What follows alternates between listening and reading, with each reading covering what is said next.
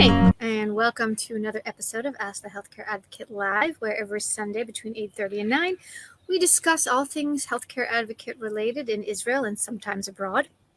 Today I'm speaking to you from outside. I know the sunlight isn't, I know it's like the best lighting, but I still got people in my house until the end of the summer. So I decided to take us outside for hopefully a bit more quiet. And I wanted to talk today about something called active waiting. I get a lot of questions from parents, sometimes phone calls, sometimes texts, etc., about should I go to the doctor? Should I take my child to the ER? Should, excuse me, should I explore other options? Should I just let my child be sick? What should I do?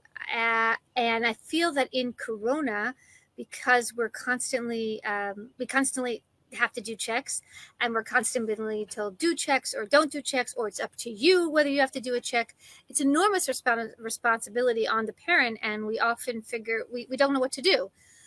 So I wanted to review some crucial elements about good ways to manage when your child is sick, and things that we need to know and take into account to maybe hopefully make it a bit easier for people when we try to make those decisions.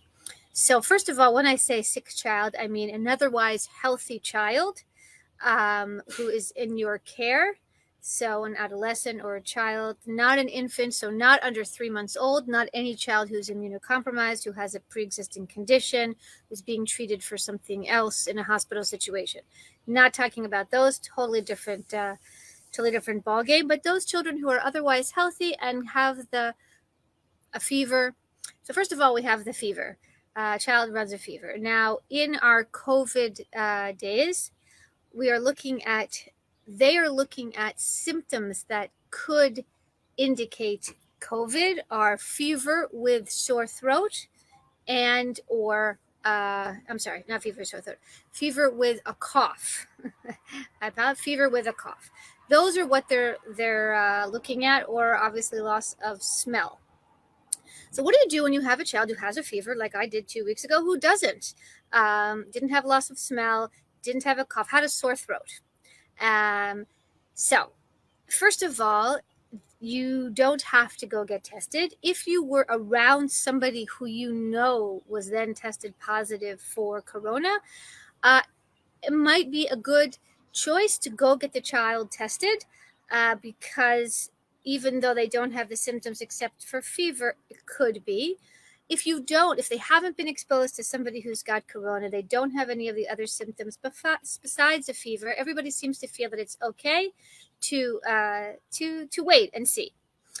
In general, when your child is sick, it is good to wait and see. So what does that mean? It's a concept that I didn't even know how to name until recently when I was reading an article, and I come across this concept called active waiting, which is extremely difficult for parents. One of the reasons that they think that antibiotics are so overprescribed is because it's very hard as a parent to wait and do nothing. And when you go to the doctor, you expect the doctor to do something, and prescribing and taking antibiotics is the doing something. However, we know that in many cases, the illness is actually a virus. The antibiotics doesn't do anything, and it could actually be damaging to the child's immune system in the long run, and also to the population at large by putting more antibiotics out there that then create antibiotic-resistant bacteria. So the first thing that we have to do when we look at is, the child is sick, what do we do? How is the child sick? They have a fever. Having fever, and I've said it many times before, I'll say it again, is a normal physical reaction to illness. It's the body's natural response to trying to cope with a microbe, a virus that it wants to get out of the system. Its natural defense is to heat itself up. So a child with a fever for 1, 2, even 3 days is a completely normal immune response.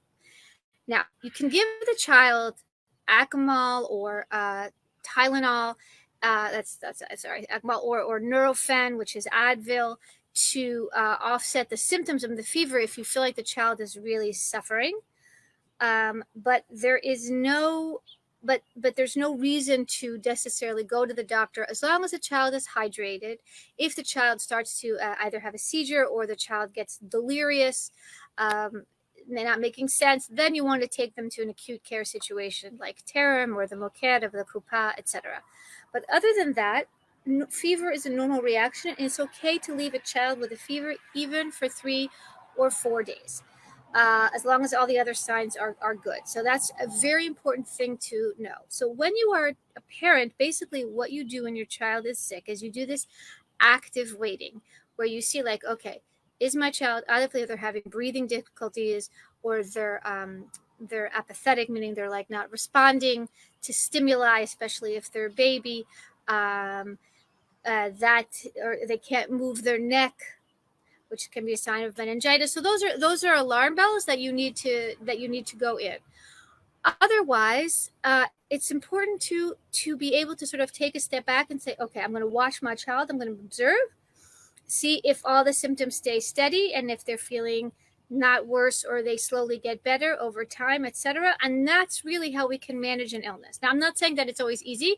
And I feel that Corona has created this sort of like paranoid environment for us. It's really hard to do that in a calm place.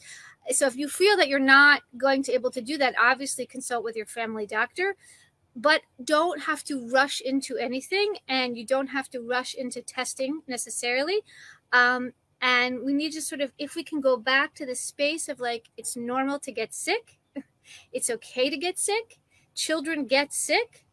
And how can I help my child feel as well as I can while they go through being sick, because they will come out, God willing, the other side. So that is my 2 cents. I always talk a little bit more than I think I'm going to about active waiting when our child is sick, especially in these days of Corona. Thanks so much for joining me, and join me every Sunday around this time as I talk all things healthcare advocacy. And feel free to send me a question if you have a specific issue you'd like me to discuss on my Facebook Live.